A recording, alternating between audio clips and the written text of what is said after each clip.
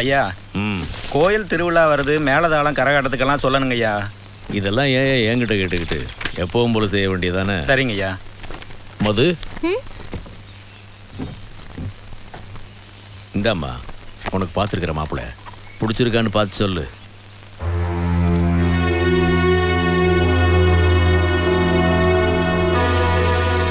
அமெரிக்கால வேலை பார்க்கறாரா? நம்ம ஆளுங்கள்ல இம்புட்டு பெரிய படிப்பு படிச்சவன் கிடைக்கிறது கஷ்டம்மா. ஜாதகம்லாம் கூட நல்லா பொருந்திருக்குமா? என்ன கழுத, ஒத்த பொண்ணை பெத்துட்டு அம்புட்டு தூரத்துல குடுக்கறமேனு கொஞ்சம் தயங்குனேன். உங்க பொண்ணுக்கு பிடிக்கிற வரைக்கும் தான் மாமா அமெரிக்கா, அதுக்கப்புறம் ஊருக்கு வந்து தோப்பு துறவையெல்லாம் பாத்துக்கிறேன்னு மாப்பிள்ள சொல்லிட்டாருமா. எங்களுக்கு பிடிச்சிருக்கு, நீ என்ன சொல்ற? நான் சொல்றதுக்கு என்ன பாருக்கு, நீங்க என்ன சொன்னாலும் எனக்கு சம்மதம். அதானே. யோ கணக்கு ஐயா, என் பொண்ணு கல்யாணத்துக்கு சம்மதிச்சிட்டாயா? இங்க பாரு, இந்த வருஷம் திருவிழாவுக்கு மொத்த செலவு நம்மதுதான். எல்லாருக்கும் துணிமணி கறிக்கஞ்சிக்கு ஏற்பாடு பண்ணுங்க. அடிக்கிற கொட்டு சத்தம் 8 ஊருக்கும் கேட்கணும். கட்டுக்கடா காப்ப.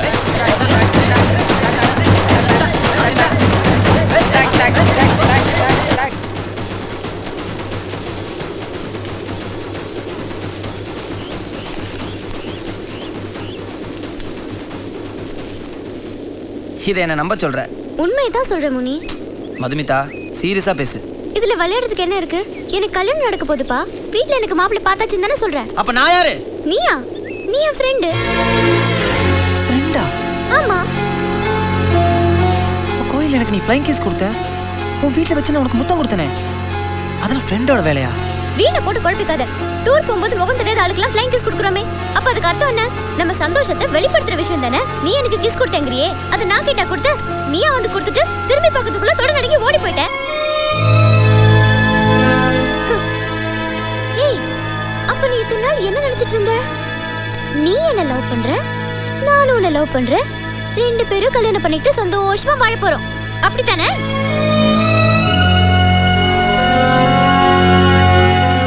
எப்படிப்பா உன் மனசுக்குள்ள இப்படி ஒரு ஆசை வந்துச்சு? என் அப்பாவை பார்த்தாவே உன் அப்பா எப்படி கை கட்டி நிப்பாருன்னு தெரியும்ல. அவரு என் அப்பாவுக்கு சம்மந்தி. இருக்கிறது வாடகை வீடு, சொந்தமா ஒரு போட்ட நிலம் கூட கிடையாது. அங்க பாரு, அங்க பாரு, கண்ணு கிட்ட தூரம் வரைக்கும் தெரியுற தென்னந்தோப்பெல்லாம் எங்களோடது. என்ன கல்யாணம் பண்ணிக்கிட்டு இதுக்கெல்லாம் சொந்தக்காரன் ஆகணும்னு ஆசைப்படுறேன்.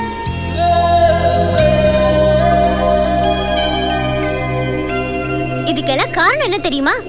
நான் தராதரம் பார்க்காம உன் கூட ஃப்ரெண்டா பழகுனது. ஆனா நீ என்ன பண்ண? அந்த ஃப்ரெண்ட்ஷிப்பை மிஸ்யூஸ் பண்ணிட்ட. நான் மட்டும் கெத்து பார்த்து உன்கிட்ட பேசாம இருந்தா அப்படி நினைச்சிருப்பியா? ஆத்தியாவ பெரிய இடம் நமக்கு ஒத்து வரதுன்னு நினைச்சிருப்பேன்ல. ச்சே, இந்த வம்புக்காக தானே உங்க கூட சிரிச்சு பேச எங்களுக்கு பயமா இருக்கு. முட்டாள்தனமா அப்படி நினைச்சிட்டு தெரியாத. என்ன பொறுத்த வரைக்கும் நீ ஒரு ஃப்ரெண்ட். என்ன கல்யாணங்கிறது சொல்லிட்டேன். என்ன ஃப்ரெண்டா நினைக்கிறதும் கல்யாணத்துக்கு வரதும் வராததும் உன் இஷ்டம். வரேன்.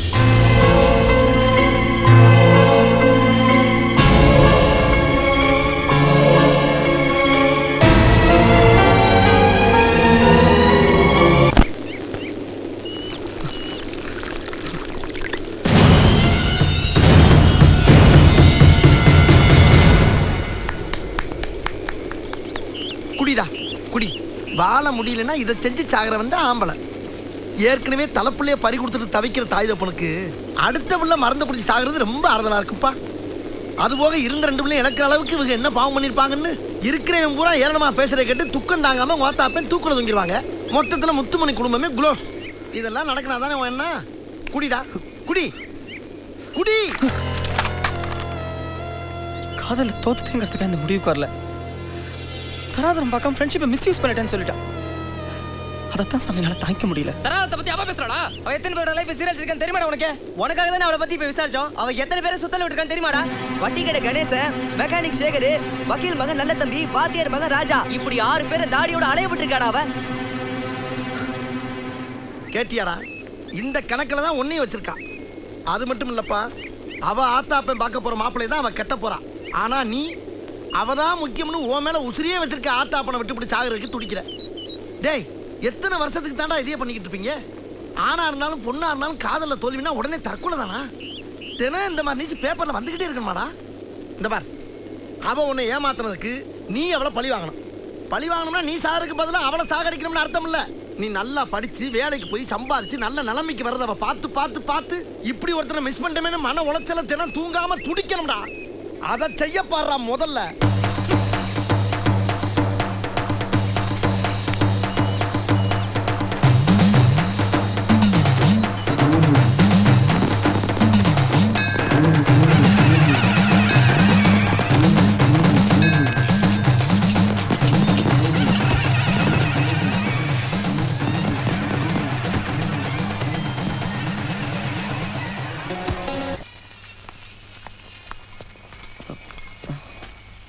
டேய் என்னடா நேரத்துல இங்க நிக்கிற நீ? ஒன்றும் இல்லை சாமி, சும்மா தான். டேய் ஊரே திருவிழா நிக்கும் போது நீ மட்டும் எங்க நிக்கிற? நீங்கள் போங்க சாமி, நான் வரேன். டேய் மோளை கூட வீட்டுக்கு நீங்கள் போங்க சாமி, நான் வரேன். டேய் என்னடா இவளுங்க இங்க வந்திருக்காளுங்க? சாமி இங்கே இல்லைங்க, வரேன். டேய் டேய் டேய் நீ எதுக்கு அங்க போற? மதுமிதா கிட்ட பேசணும். அடிச்சனா அவளை பாக்கவே கூடாதுன்னு இன்னத்துல என்ன கர்மத்துக்கு அவட போய் பேசுற? கிறுக்கிறுக்கு பிடி போச்சு அவளுக்கு. போடா வீட்டுக்கு. அவ தான் சாமி வர சொன்னா,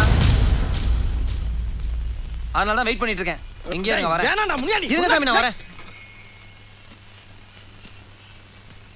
ஏய் நீங்களும் இருங்க, வாங்க. உங்ககிட்ட சில விஷயங்களை மனசு விட்டு பேசணுங்கிறதுக்காகத்தான் வர சொன்னேன்.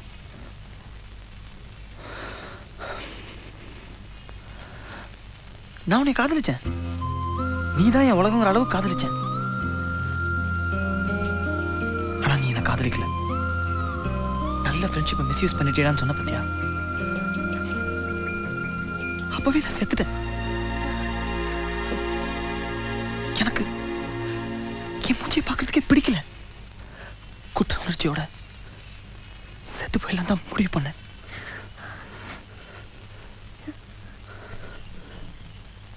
அப்பத்தாண்டி தெரிஞ்சது நீ எப்படிப்பட்டவ, எப்பேற்பட்ட வேலையெல்லாம் செஞ்சிருக்க, எத்தனை பேர் வாழ்க்கையை சீரழிச்சிருக்க, எத்தனை பேரை பைத்தியமாக்கியிருக்கேன்னு. ஏண்டி அடுத்தவன் வாழ்க்கைன்னா உனக்கு விளையாட்டா போச்சுல? இதெல்லாம் கேள்விப்பட்டோன்னு உன அருவா எடுத்து ஒரே பொண்ணுல வந்து.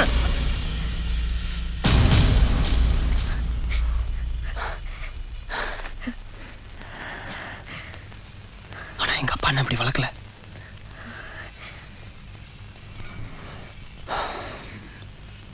உனக்கு எதுக்கு இங்க வரசனுங்கிறத சொல்லிடுறேன். தயவு செஞ்சு உன் லீலைகளை நிறுத்திக்க.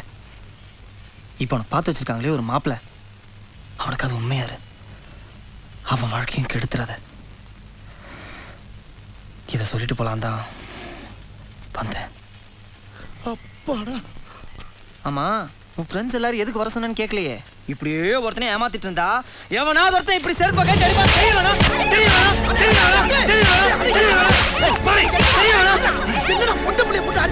வாழ்க்கையில நீ எவ்வளவு பெரிய இடத்துக்கு போனாலும் என்ன நீ மறக்கூடாது. இன்னொருத்த வாழ்க்கையை கெடுக்கணும்னு நினைச்ச இந்த செருப்படி தானே உனக்கு ஞாபகத்துக்கு வரும். இங்க பாருடா, அவங்க அப்பா எப்படிப்பட்ட ஆள் தெரிஞ்சுக்கிட்டு அவன் பொண்ணுட்டு போய் அவங்களுக்கு செருப்பால போய் அடிக்கிறேன் அந்த பிள்ளையா. ஐயோ என்ன பண்ணுது? எங்கடா போற? அவனை ஏன் பாரகரில் வந்து செத்துற போறாடா? ஐயோ என்ன பண்ண போற?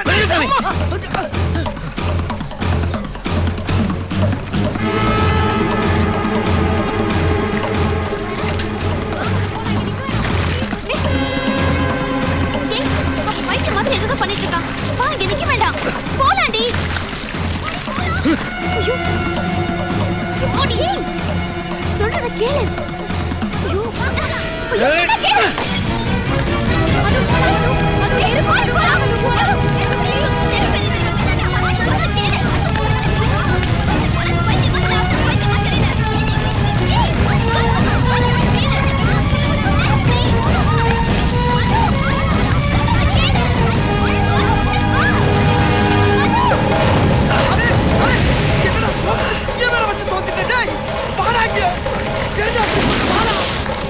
அது இருப்பா.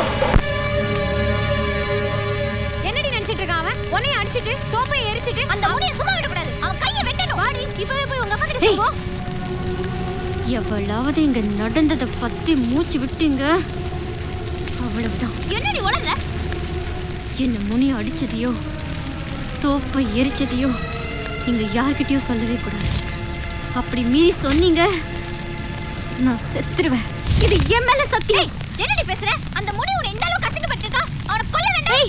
முனி வள்ளிக்கு எதுவும் ஆயிடக்கூடாது. அப்படி ஏதாவது ஆச்சுன்னா நான் உயிரோட இருக்க மாட்டேன். சத்தியம் சத்தியம் சத்தியம். என்னடி கிறுக்கச்சி மாதிரி பேசிட்டு இருக்க? ஊராளுங்க எல்லாம் வராங்க. சத்தியம் போய்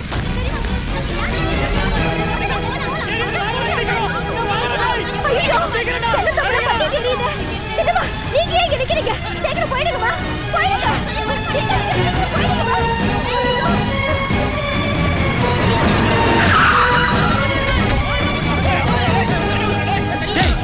தோப்புல எப்படி தீ பிடிச்சிச்சு? பட்டாசு கிட்டாசு வந்து விழுந்துச்சா இல்ல எவனாவது தீ வச்சானா? ஐயா என்னடா தீ வச்சேன் ஐயா. எவனோர்த்தனை ஒச்சு கிணத்துல தள்ளிட்டு தீய வச்சு ஓடிட்டாயா? யார் யாரும் தெரியுமாடா உனக்கு? இல்லையா, இருட்டுல முகம் சரியா தெரியலையா? எரிஞ்சு போச்சுடா.